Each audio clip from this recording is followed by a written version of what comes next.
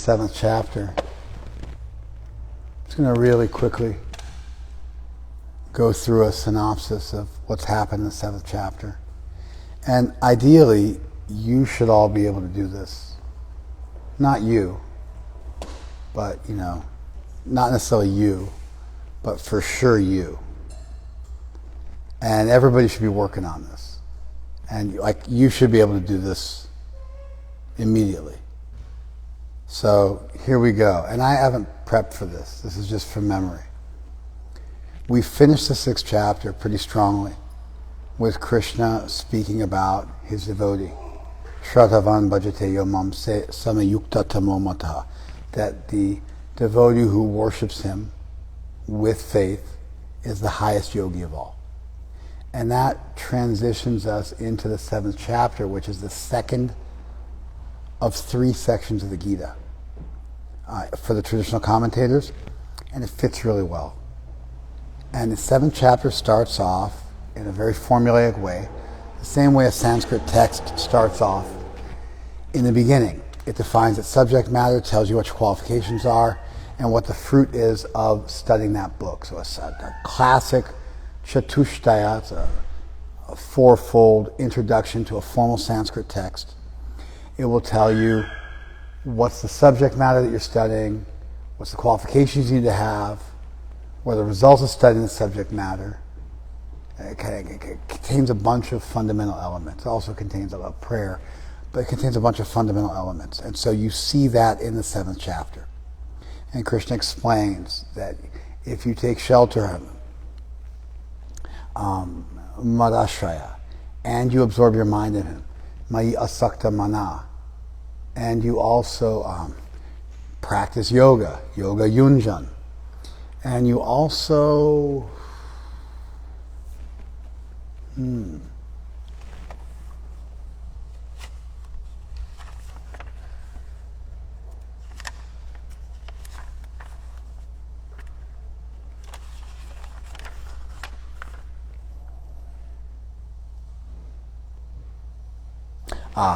then you'll be able to know him. Yes, simam. You will know him. You will know me, is what Krishna says. So this changes things. Whereas previously the first 6 chapters primarily spoke about the individual soul, our spiritual nature. Just go and plug the water cooler, thanks. Our spiritual nature, doing your duty. It was very focused on us. It was about us and our life. The next 6 chapters are about Krishna. And so you're really defining the soul, and then you're also defining God. And Krishna is much more overt in the 7th chapter onwards about his divinity. So then you're told, Krishna's going to teach you this knowledge, jnanam savidyanam, knowledge, and also a deeper level of knowledge. And once you know that, there won't be anything left to know. And that if you can study this and understand it, you are light years above most people. That out of thousands of people, one will try to endeavor for perfection. Of those who strive, and even of those who achieve perfection, maybe one person knows me in truth. And then Krishna lays out an ontology, a philosophy of what exists. And previously, in the 2nd chapter of the Gita, what existed was 2 things. The soul and God, or, 2 things, spirit and matter, or the soul and the body. So spirit and matter, 2 categories, and then an instance of spirit is you, and an instance of matter is your body that you inhabit.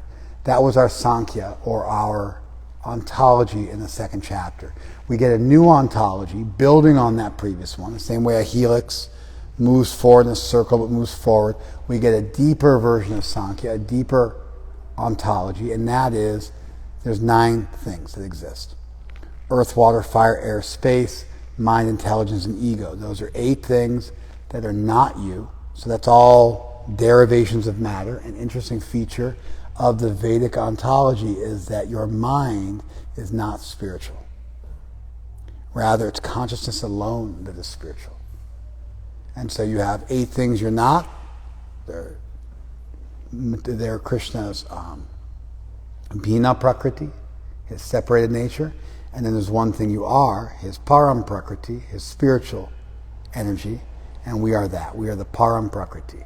And these two things, spirit and matter, and their interaction is what causes all manifest existence. Krishna then attempts to tie the material world to himself in an immanent philosophy. Immanence is the idea that things are present before you. Transcendence is the idea that God is far away and beyond this world. Usually religions will pick one or the other. Immanence degrades to kind of like a Pangea, nature is God, pantheism type philosophy. And transcendence gone awry usually becomes millenarianism, or these death cults where people can't wait for the flood, or can't wait for the fire, can't wait for the apocalypse in order to, return back home to heaven. And so you get these two types of religion. Transcendence taken too far is jihad, and immanence taken too far is you go to a Catholic mixer or something like that, your local church, or you go on J-date, Jewish date, and that's like the extent of your religion. It becomes much cultural or ethnic as opposed to spiritual. Krishna is now attempting to explain the material world in relationship to him, and so he takes one thing from each category: earth, water, fire, air, space, mind, intelligence, ego. And he says, the intelligence of intelligent people, that comes from me. The taste of water, that comes from me. The light of the sun and the moon, that comes from me. The ability of mankind, that comes from me. Strength comes from me, devoid of desire. Even that desire comes from me if it's in accord with Dharma. And he begins to explain the material world in relation to himself. And then he postulates a philosophical theory called panentheism, which was just coined in the last 200 years in the West. Panentheism is the idea that everything is contained within God, but that God is still beyond everything. This allows you to understand immanence and transcendence not as two options, but as they're able to be compatible with one another.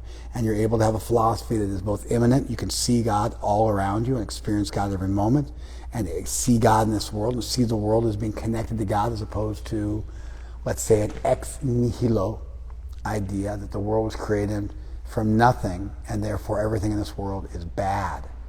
Mammon is bad. Women are bad. Sex is bad. Money is bad. Things of this world are evil. You have to have a devil to account for all the stuff in this world. And then spirituality consists of going beyond this world and having nothing to do with this world.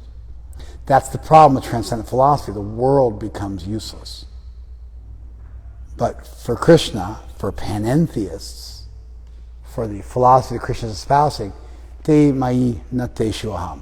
They are in me, I am not in them. I am not in them means I am beyond this world. They are in me means everything is connected to me. And that's why Krishna talks about his bina prakriti, a separated energy, the material world, which is still his energy, and his superior energy, souls, which are also still his energy, and therefore everything is connected to divinity. And then Krishna explains why can't people understand this? Because they're illusioned, they're beguiled, but by surrendering to him and approaching him in a devotional way, which is building on the previous chapter, you can then understand, see through this illusion, and see what's actually going on. Krishna then gets into bhakti. And he explains that there's 4 kinds of people that don't approach him, 4 kinds of people that do approach him. Of those 4 that do approach him, the inquisitive, those in search of knowledge, those who are suffering, and those who want to achieve something, some wealth. The one who's searching for knowledge is the best. They're the purest. They're very dear to him. He's very dear to them. He glorifies this. Although he says everybody who approaches him is magnanimous and broad-minded, they're udara, that the jnani is the best.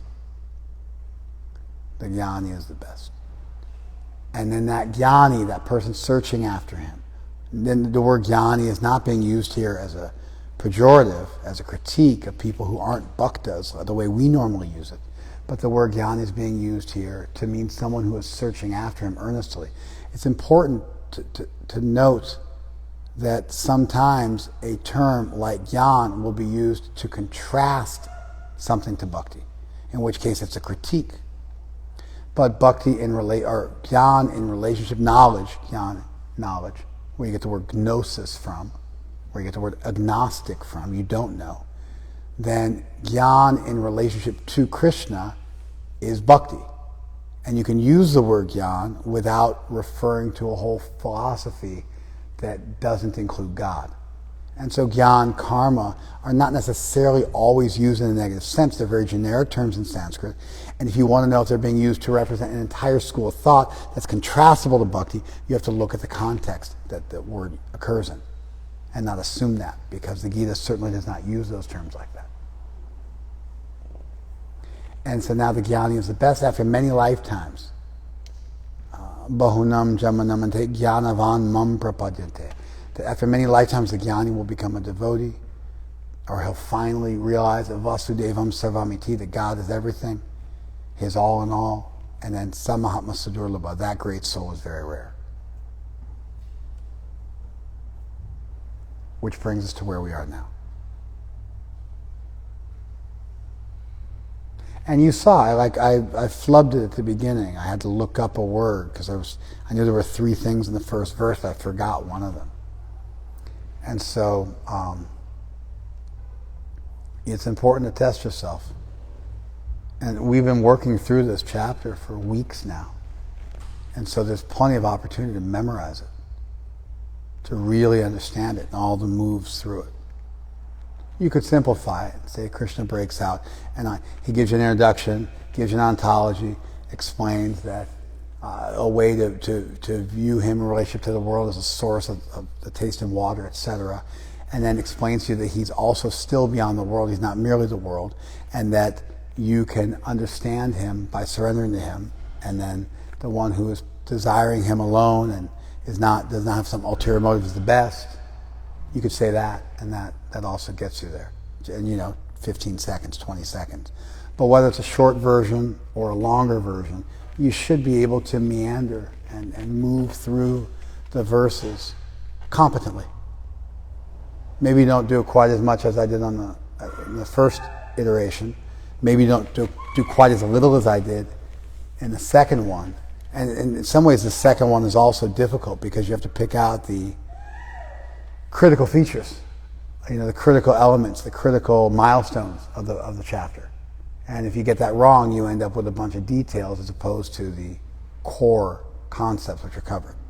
Both of them require a particular type of intelligence. They both require some training, and that gets us to where we are now. Kamai tai tai, hrita jnana prapadyante anya devata tam tam niyamamashtaya prakritya niyata swaya. This is now following up on the last verse where Krishna talked about this great person who was searching after him in knowledge, who eventually became a full devotee and then went back to Godhead and became a Mahatma. The word Mahatma is used in the Gita 4 times, I believe. Definitely 3. I think it's 4 times. I think the Mahatma shows up. I think Arjuna calls Krishna Mahatma in the 11th chapter. But for sure it's used in the 7th, 8th, and 9th chapter.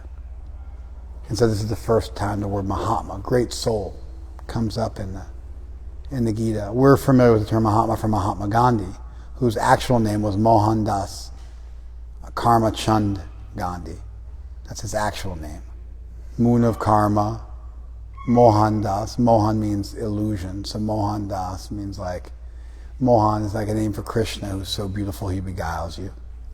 Karma Chand, the moon of action. Gandhi is a perfumist who sells Ganda, and so that person becomes Gandhi. He sells perfumes. He becomes a perfumist, which would have been the occupation of one of Gandhi's ancestors. And then that became a surname, just like you meet people with the surname blacksmith or shoemaker. That means that at some point, 500 years ago or 700 years ago, wherever it was in the village, they were the blacksmiths. It was John the blacksmith. His children became so-and-so blacksmith. And it just goes on. Eventually you leave that village profession where you're known by what you do, but you stick, the surname sticks with you, and that's where surnames come from.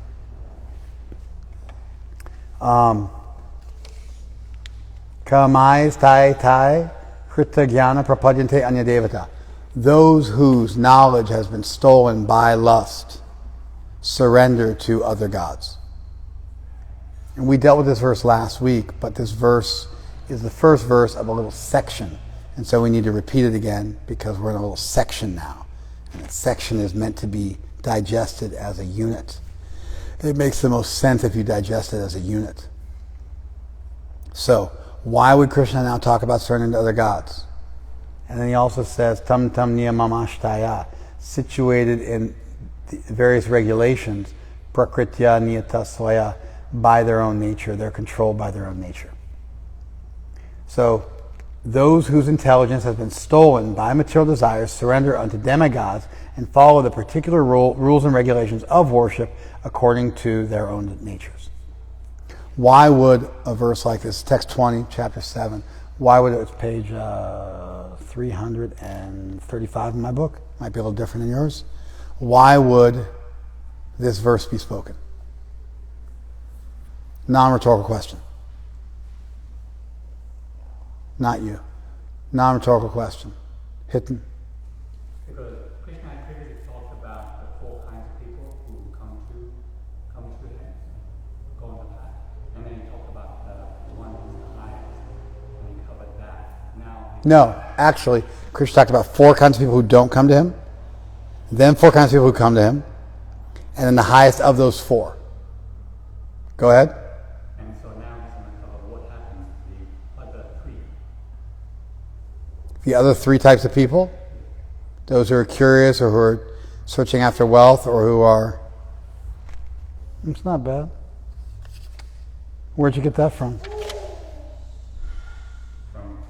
I picked up on the wealth piece, because I'm thinking demigod worship is generally material, so it's that we worship in the demigod material.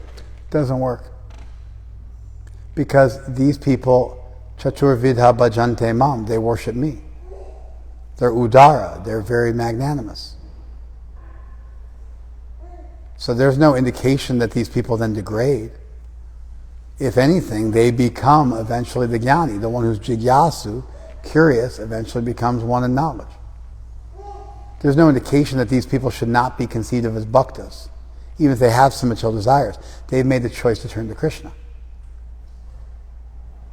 This verse isn't talking about those people who've made the choice to turn to Krishna.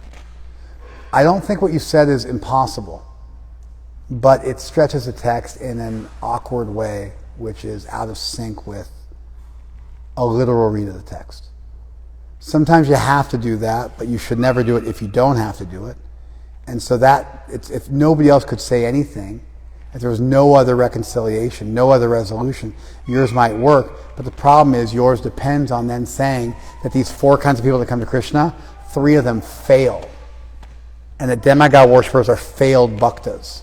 In which case, why would Krishna glorify them if he's just going to critique them? It doesn't make sense. It doesn't go with the flow of the text. Do you see that?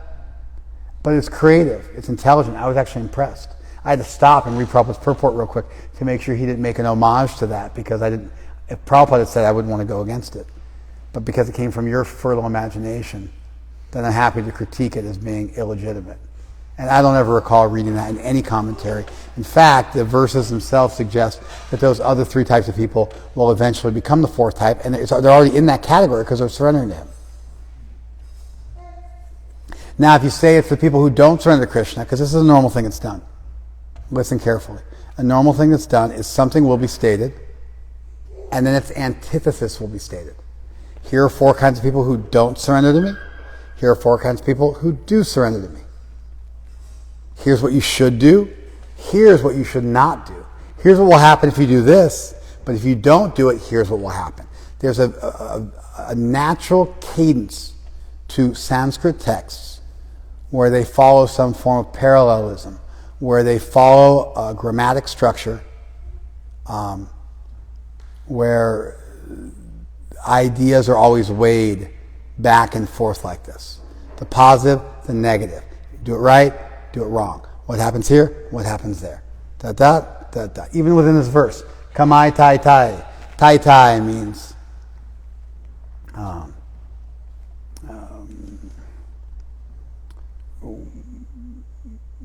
whichever.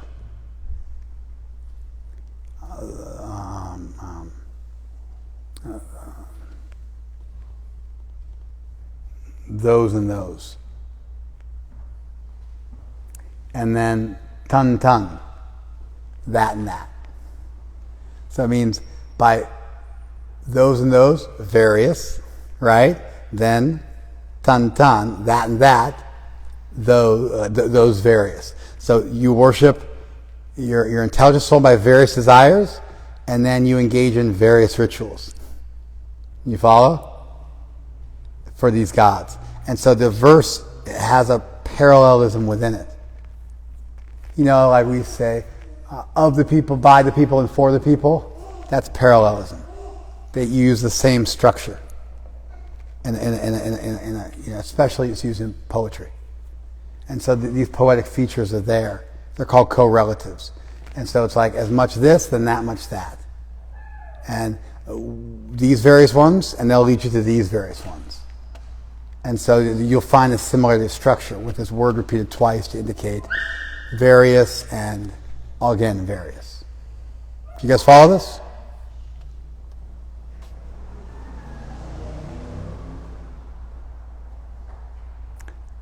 So anyway, if you were to say, so an automatic place to go would be to say, there's 4 kinds of people that surrender to Krishna, and here are the people who don't surrender to Krishna. You follow? But the problem with that is Krishna already said 4 kinds of people who don't surrender to him and 4 kinds of people who do surrender to him. You follow?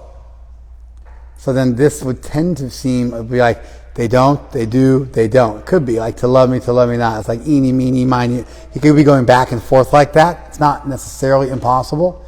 But I think a smoother way of reconciling it, and this is something I just thought of right now, a smoother way of reconciling it would be to say, these 4 kinds of people don't surrender. These 4 kinds of people do. These 4 kinds of people don't engage in any worship whatsoever. They're basically atheists. These 4 kinds of people do engage in worship of me. What about people who engage in worship but not of me? And so they're sort of in between. They don't approach Krishna, but they're also not just straight atheists. They're kind of in between. So what are they? They're worshipers of other gods. Now, it would be natural, especially because we're all raised in sort of a mini Christian way, like we all, I mean, not you necessarily, but everybody who was raised in this country. You go to public school, and you're from Texas. You understand Christianity? Yeah. You do, right? You had friends, and they explained it to you, right? Yeah. You don't understand Christianity, really. Jewish people tend to be as vexed by Christianity as Hindus. It's like this weird, exotic, foreign tradition. Cannibal cult. You know? Like a death cult. You wear a cross on your neck. It's like a torture. It's like an instrument of torture, like wearing an Iron Maiden on your neck or something like that, or, you know, like a hangman's noose on your neck. You wear this crucifix on your neck, which is a symbol of death and torture. And then you worship God dying. It's like this, and you eat him every day too. You eat his body and the wafer. You drink his blood, which is the wine, and that's your core ritual. And it's really his body and his blood, so you're really engaging in cannibalism. It's symbolic, but you're told through the transubstantiation that the wafer and the wine is literally the body and blood of Christ. And you're now participating in eating the Lamb of God, which is a human sacrifice. It's like an upgrade from the Passover sacrifice. So, I mean, for somebody who's not familiar, it sounds so bizarre. And then sometimes you even have Jesus on the cross. You don't just worship the instrument of death, but you even like look at your God on the cross dying. And to appreciate the beauty in Christianity, the compassionate element of Jesus, to navigate that and appreciate that is, you know, it takes quite some study. But on the surface, just at a glance, it looks super bizarre. Like, honestly, it's like Indiana Jones and the Temple of Doom. Like, if you ever saw that 80s movie, which was about Kali worship and human sacrifice, child sacrifice, it seems like that. It seems more like that kind of stuff than Hinduism, bizarrely. Although Hindus can get pretty weird too. I mean, you get like in Kali Puja, they bring a goat up on the altar and take the sword out of Kali's hand and cut the head off on the altar and then sprinkle the blood on the people in the audience. At least they used to do that. And that's their argument. Like, we sprinkle water, they sprinkle blood. So it's not like there's not weird stuff going on, in our backyard too. It would be tempting to say, oh yeah, this is like exclusivism. I am the way, the truth, and the light. No one goes back to the Father except through me. It's like Hinduism's version of we're the best and no one else gets to go back to heaven except for us. The thing is, it's not a good read. It's a bad optic for us. So I'd want to, escape that anyway. But beyond that, it's also it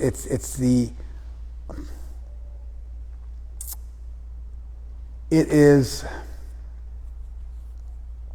taking the lens of another tradition and trying to force fit it onto a tradition that's just not the same.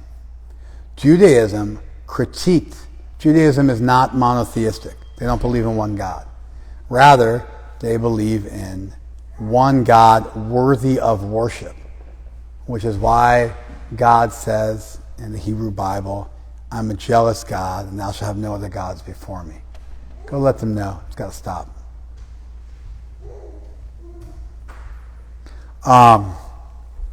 Monolatry means there's one God worthy of worship. Monotheism means there's one God. But when he says, I'm a jealous God, and you shall put no other gods before me, if you can put another God before him, it means there's other gods. And in fact, there's Moloch is mentioned in the Hebrew Bible. And there's Baals and Ishtars and various Babylonian, Akkadian deities. And so these, they talk about it like it's an Egyptian thing too, but there's no indication that the Jews were ever in Egypt, although they make reference to it. But there's not enough detail to indicate they were actually there.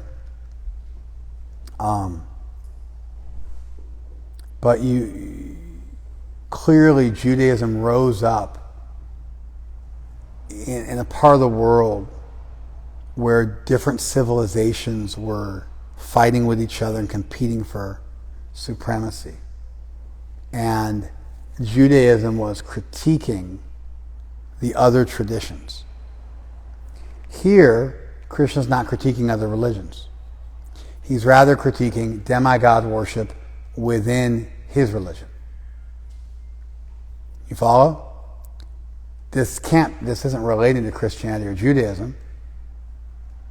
Krishna here is saying that if you worship other gods who are not actually God, who are superheroes or gods with a lowercase g or demigods, they're not the origin of all existence. They're not the center of the universe. They're lower gods. But there's one true God. Now, if you were to become a Jew, or if you were to talk to a Jew, and you were to say to him, does he worship a demigod? No, they also worship the one creator. You follow? And there's no sense in which Krishna is speaking about other traditions other than the larger Hindu framework that the Gita is existing within. So what you're left with, keep her quiet as best you can. You don't have to leave, but I got to think. I got to not get myself in any trouble. I got to make my point succinctly now.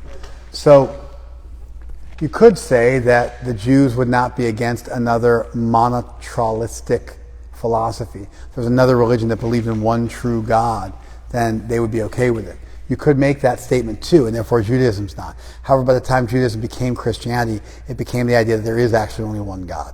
And so Judaism, in the form we're most familiar with it, the Old Testament as interpreted, by Christians, there's only one God.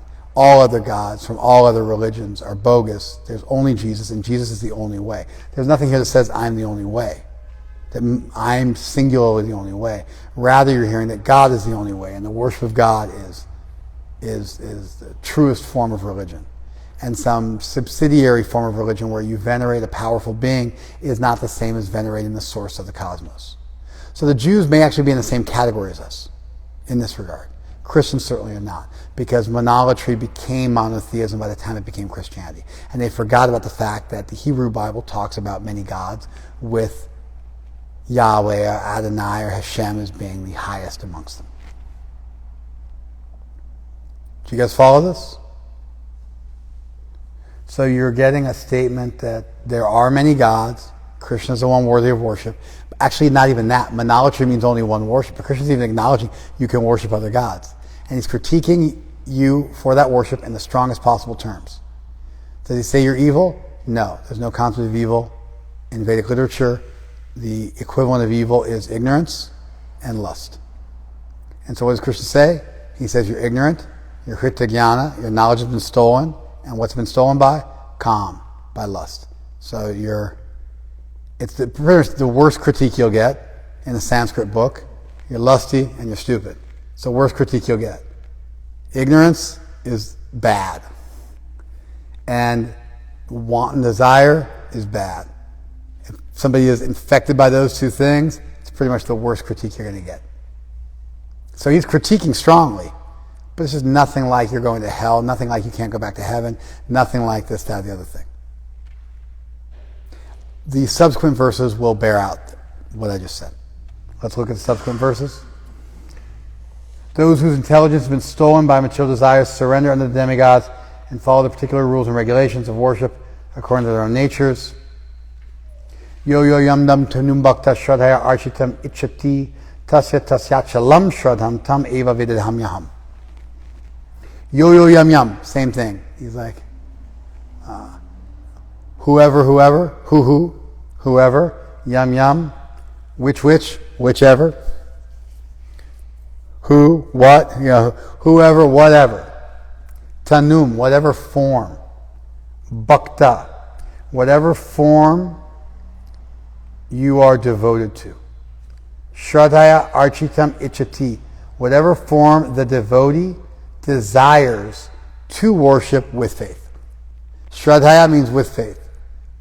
Architam means to worship. Ichati, he desires, she desires. Whatever form he or she desires to worship with faith. Tasya chalam shradham. I make his faith in that form strong. Achala. Immovable, unshakable. Tam eva vididhamyaham. I place that immovable faith for that object in him. This is interesting, right? Because Krishna is saying that other gods don't even have the power to give you faith in them. That the real God has to give you faith in the other gods. And so Krishna's not only okay, I mean, he's moderately critiquing, but not like you're going to go to hell. And he'll even facilitate you in your worship of these lesser gods. Kali, Durga, Indra, Ganesh. Ganesh wasn't really big at this time. This was probably more like in the Indra. You see the gods Krishna mentions. He mentions Indra, Agni, Soma. Kind of the old Vedic gods is what he's referring to here. But who are also demigods. And now their modern iterations are Ganesh and Shiva. And the old Shiva was called Rudra. There were the Rudras, the Roars. They were kind of the proto-Shivas of the Vedic age. Indra just dropped off the map. Agni dropped off the map. But they got replaced by, Ganesh and Murugam, if you're from South. Where are you from? Oh, you're Maharashtra. Okay, they got replaced by different deities. I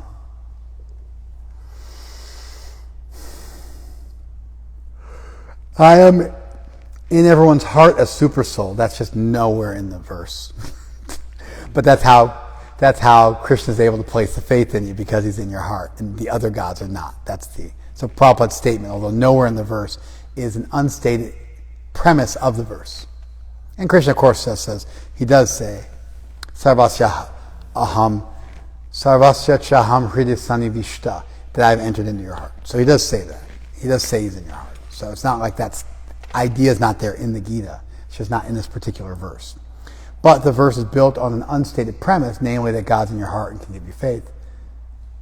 And so, I am in everyone's heart a super soul. As soon as one desires to worship some demigod, I make his faith steady so he can devote himself to that particular deity. Krishna's like very responsive, and it's just a much different flavor than, thou shalt have no other gods before me, or I'm going to smite you or smote you, or breaking idols, or I'm the way, the truth, and the light. No one goes back to the Father except through me. It's just a very different presentation. And philosophically, if there is one source of all existence, and there are a bunch of minions running around with like little bits of power, you're not going to get the same result from connecting to the source that you would from connecting to some derivative way station. It's actually logical. It's a reasonable argument for someone to make if they're positing a supreme deity. It's a reasonable argument. Sataya shradhaya yuktas tasya radhanam ihate tatate labate chatata kaman maeva vihitan hitan. Endowed with such a faith, he endeavors to worship a particular demigod and attain his desires, but in actuality, these benefits are bestowed by me. Maeva vihitan hitan. These are decreed by me. These are ordained by me. Labache tatatakaman. He achieves his desires, but they are ordained by me. Sataya shradhaya. Yoked with his faith, by this faith, he worships that form, desirous. And then he achieves his desires, but they're actually ordained by me. So now the demigod can't give you faith. Krishna has to do that. And the demigod can't give you anything either. Krishna provides that to you. And then men of small intelligence worship the demigods. Their fruits are limited and temporary. Those who worship the demigods go to the planets of demigods, but my devotees ultimately reach my supreme planet. Antavatupalam tesham tad bhavati alpamedasam. Alpamedas. These people have little intelligence. And the fruits for them, the fruits that they get are very temporary. Antavat means they're possessed of an end. Tu antavat. But there's an end. Palam, to their fruits. Tesham. Bhavati, those fruits, they exist with a beginning and an end. For those whose intelligence is small. Their intelligence is small because they're going to the wrong place. Imagine if you could go to, imagine, for instance, if you were buying, I don't know, milk. I want to say cocaine or heroin just because that's what I think of when I think of uncut goods. But not that I have any experience in my adult life with those things. But somehow in my mind, when I think of uncut products, I just naturally think of uncut, Parliament says, I want my funk uncut. So funk music can be uncut also. But usually when people talk about uncut things, they talk about drugs, uncut drugs. But I think a more pious example to give in a class is milk. In India, you buy milk. The cow herds come by your home with milk. You may have your own cow that you milk, but if you don't, then the dudwala, seller of milk will come to your house every day with a bucket of milk and give you whatever you want, a quart or however much milk you want for the day. They milk it from the cow and then they walk over to your house and deliver it to you. This actually used to happen in the U.S. also, prior to the existence of refrigeration. And maybe even after refrigeration began with ice boxes and such, you would get a fresh milk delivery every day. A milk truck would drive around. This is before my time, but a milk truck would drive around and it would deliver fresh milk. I believe this is before homogenization and pasteurization. Maybe pasteurization was there. It's for sure not homogenization, which is where they filter the milk through very small holes, a sieve, which makes the fat and the protein molecules kind of merge together. That's why the milk doesn't, homogenized milk won't separate into cream and milk. The fat won't separate from the milk. And I think people maybe had ice boxes, or maybe they didn't. But you wake up every morning and the guy would come around in a milk truck and he'd just drop off milk, a couple bottles of milk, and then he'd come back and you leave him out there at night, you pick him up in the morning, the glass, and bring you new glass bottles of milk. If you watch, movies and such from that time period, they'll show this happening, and in fact it did happen.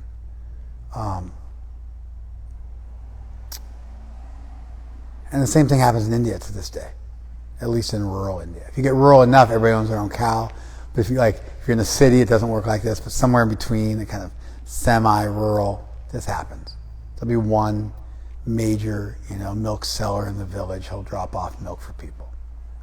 Thing is, they usually adulterate the milk. Yeah, they put a little water in the milk, This also happens with honey in India. Guy will show up at your house with a bucket of honey and he'll have the honeycomb in the honey. Like it'll be an actual honeycomb. But what he sells you, what he pours out of the bottom of the bucket, isn't honey. He has the honey. He has the honeycomb. He has. But I don't know what they do something else with that. Maybe they eat it themselves. But what they sell you is they sell you like this really gnarly sugar water that they expertly make that, looks like honey, but it's not honey. And they're so expert. A friend of mine, I was in Singapore studying gemology, and my gemology teacher told me that he went to Cambodia, out in the middle of nowhere, to buy rubies. And he was out in the middle of nowhere. He said it was like planes, trains, and automobiles. And, take a plane, take another internal flight, go on, hire a vehicle, have a driver drive you up into the mountains, and then from that, disembark, and you're walking. And he said he met ruby salesmen who were selling rubies mined right out of the water. They're in the water mining rubies, and they had rubies for sale, raw rubies, and they were fake. They were super sophisticated fakes out of Japan, out of the U.S. I think it was out of the U.S. They were super sophisticated industrial rubies made in the U.S. But these guys are so expert at cheating you that they took them all the way out into the middle of nowhere and sold them. It's crazy, right? You think, because I'm out in the middle of nowhere, I'm going to get the real deal. Not true. Those guys who live out in the middle of nowhere get a connection in the U.S. to send them industrially produced rubies. They tip warheads with rubies. Rubies are actually harder than diamonds.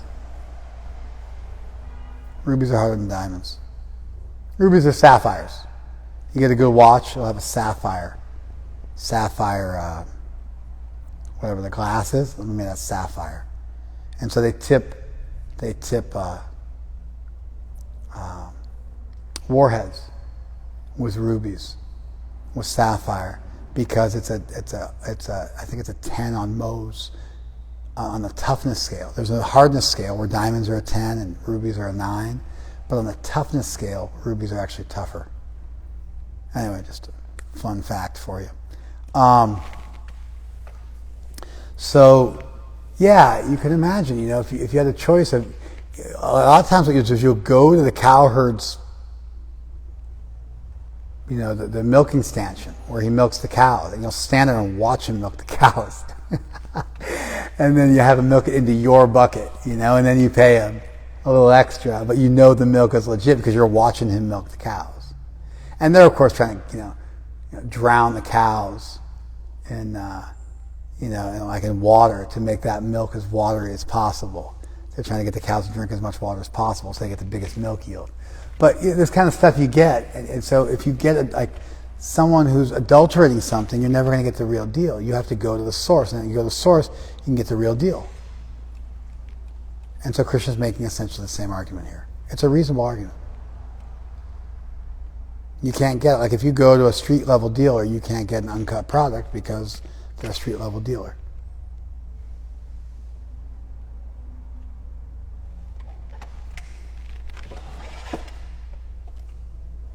Men of small intelligence worship the demigods. Oh, and then this next half of the sentence is Devan Deva Yato Yanti. Those who are devoted to the gods, who worship the gods, they go to the gods. Mad Bhakti Yanti Mamapi, but my devotees will go to me. My devotees will go to me. And so there's a different destination as well. If you're dedicated to that other demigod, then you'll go to a place where you can associate with that demigod. If you're dedicated to Krishna, you go to a place where you can associate with Krishna. Krishna is the eternal supreme Lord of everything. Demigod is some sort of street level dealer. And Krishna's really, it's a very strong monolatry. The other gods exist, you can worship them, there's no crime, it's not bad, but practically speaking, the fruits are limited, you won't come to me, you're foolish, your knowledge has been stolen, you're lusty, I got to give you your faith. You get your results, I give you those results, and those results are temporary. And so it's a critique. But it's a very clean critique. It's not like you're going to hell and you're evil and you're the devil and blah, blah, blah, blah, blah, blah. It's not like that. You're not cast out. And it's not that you're, unable to rectify yourself. And this deals with the reality that some people are devoted, but they're not devoted to the Supreme.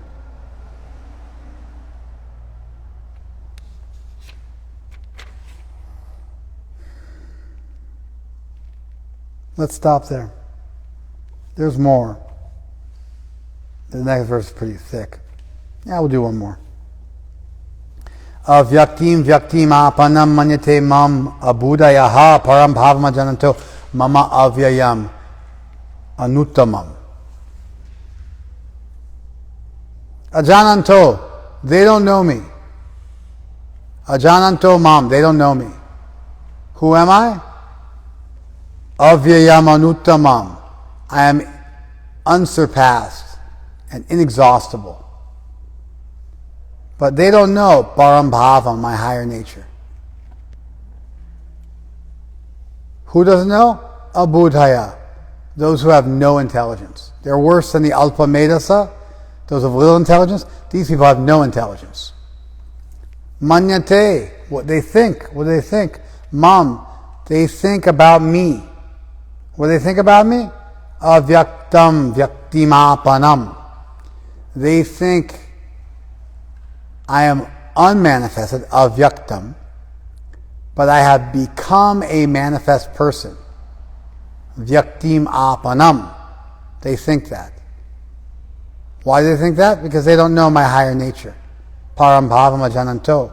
What's my higher nature? Avyayam anuttamam. I'm the highest, I'm insurpassable, and I am eternal. They don't understand that. We read this as a critique of impersonalism. Because avyakta asakta, the impersonalists are attached to the unmanifested, anirdesh, indefinable, absolute, described only in negative terminology. And so this is a critique of impersonalism. So we get critique demigod worship, and now we're critiquing impersonalism. The idea that God is a white light, that God has no personal qualities, that God is not a being per se, that rather God is a force. Problem is, how could a force give you thoughts and feelings if that force didn't have thoughts and feelings? If that force has thoughts and feelings, well then it's a person. The problem people have is they think if God's a person, then that means God is a person like you, who's going to get old and die. But why does God being a person have to indicate that God has a material form? How come God couldn't have a spiritual form? How come God couldn't have spiritual thoughts? We suffer from anthropomorphism. We think about God like us. So all our thoughts are material. So we think of God as thoughts, they'd be material too. We have a material form, so we think of God as form, it'd be a material form. But how could form exist if God didn't have a form? How could thoughts exist if God didn't have thoughts? How could love exist if God wasn't capable of love? How can a non-person be capable of love?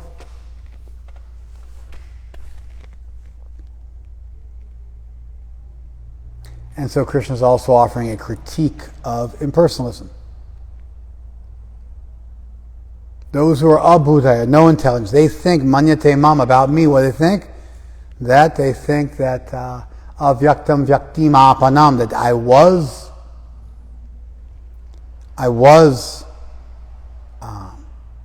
unmanifested, but then I became a manifest person. I achieved the state of becoming a manifested person. Of course, I'm avyayam, I'm inexhaustible, and I'm anuttamam. There's nothing higher than me. Ajananto, they don't know. What do they know? Mama, my nature. What was my nature?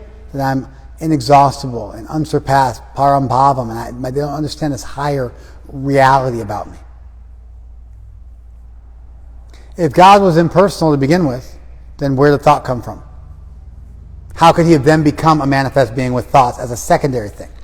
So if the beginning was a homogenized, undifferentiated, spiritual blob, beyond thought, beyond feeling, then there'd be no love.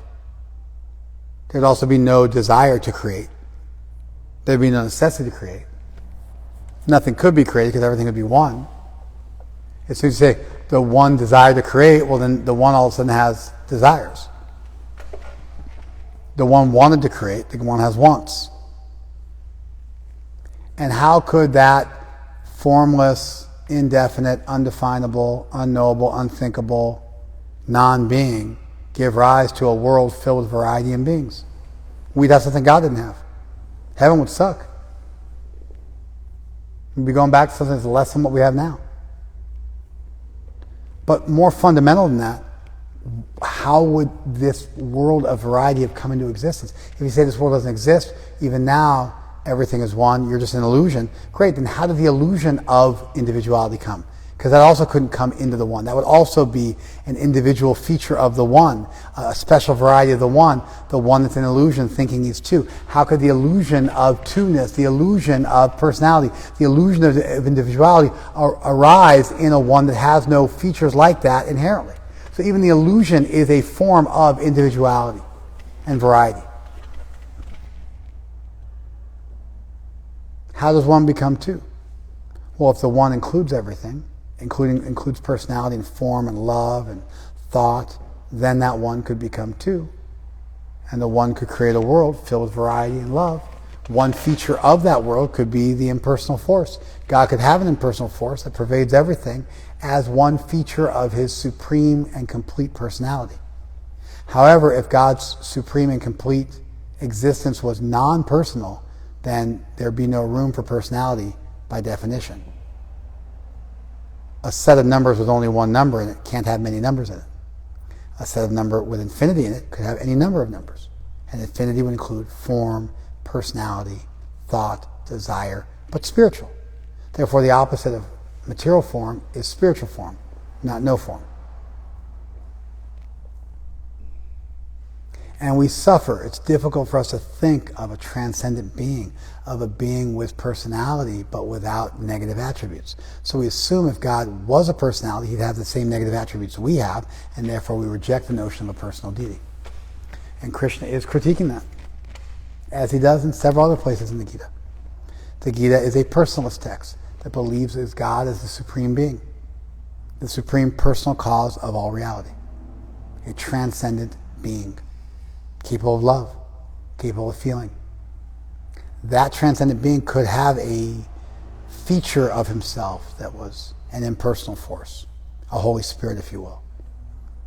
But if all there was this force, there'd be no way to get a person from a force which by definition doesn't have it.